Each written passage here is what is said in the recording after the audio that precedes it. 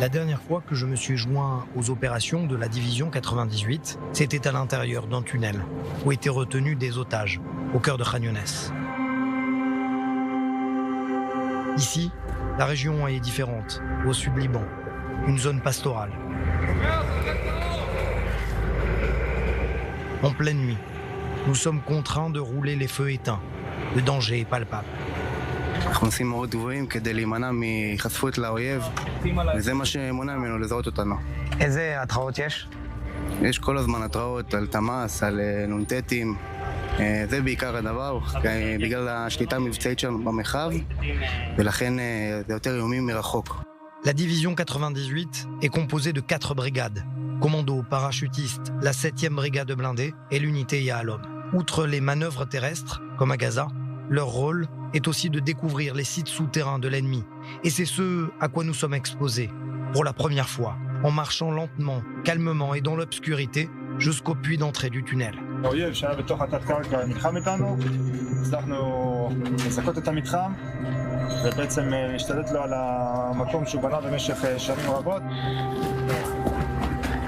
אנחנו נכנסים בעצם לפיר הזה, אחד מהגדולים אי פעם שמצא אוגדה 98 באזור דרום לבנון.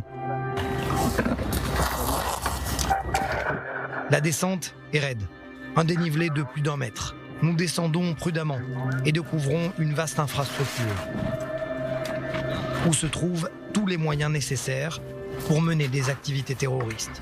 לחשוף כזה דבר בעומק ובהיקף שלו צריך להיות פה.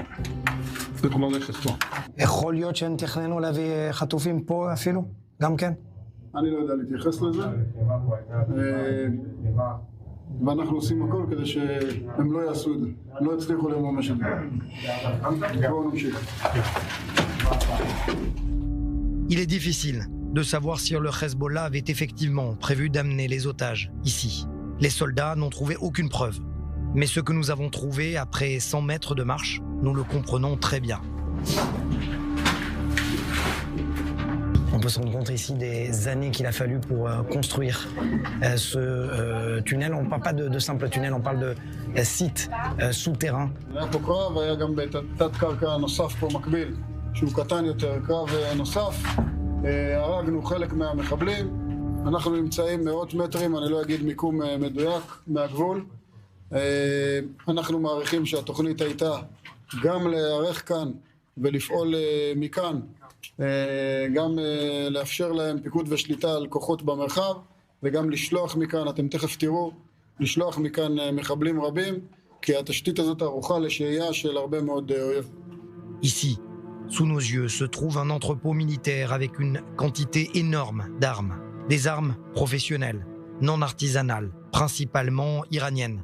Fusils de précision, missiles anti-chars, cornettes, grenades, munitions. On trouve des munitions et des armes dans tous les recoins du site. Il est possible que les forces Radwan n'aient pas eu suffisamment de temps pour emballer le matériel avant de s'enfuir. Il reste également ici de la nourriture qui peut suffire à un long séjour, en sous-sol, comme en surface, aux terroristes Radwan. הכל פה מוכן, מזווד בתוך הארגזים, לקראת הפעולה שהם רצו לעשות בתוך שטח ישראל, מה שנקרא מחסן, מוכן ליום פקודה. מה זה נותן לך כשאתה מגלה כזה דבר? גאווה גדולה.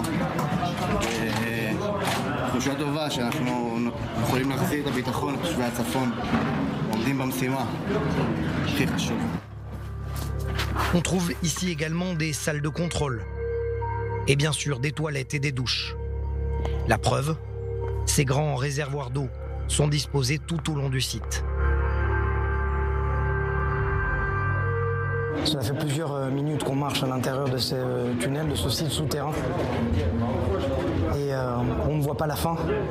Construit à plusieurs dizaines de mètres de profondeur, plusieurs mètres de largeur.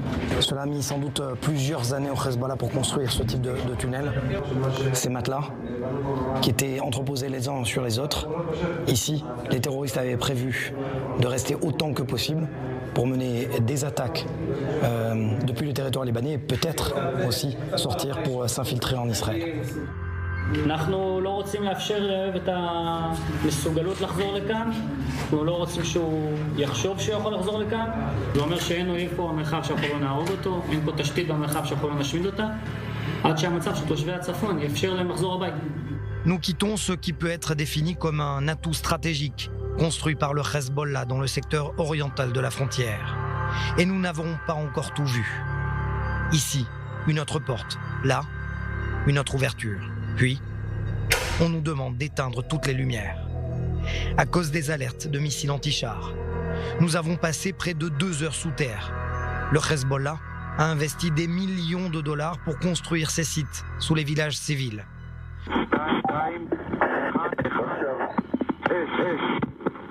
Le site que nous avons visité a depuis été détruit, comme en témoignent ces images. Le sentiment, c'est que le Hezbollah avait tout prévu, y compris des tunnels longs de presque 2 km. Tout était prêt, le moment venu pour s'infiltrer en Israël. Cette guerre qu'ils avaient prévue. La question, véritablement, c'est quand ils reviendront, quel type d'infrastructure et quel type d'armes auront-ils? C'est la vraie question. Le chef du commandement Nord, le général Uri Gordin, le confirme. La ligne de défense du Hezbollah a été brisée.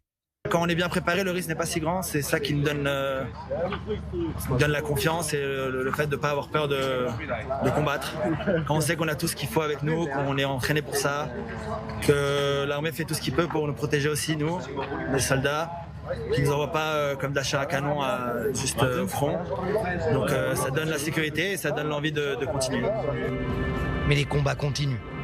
En parallèle, Tsahal continue de découvrir et de détruire les zones souterraines et les stocks d'armes.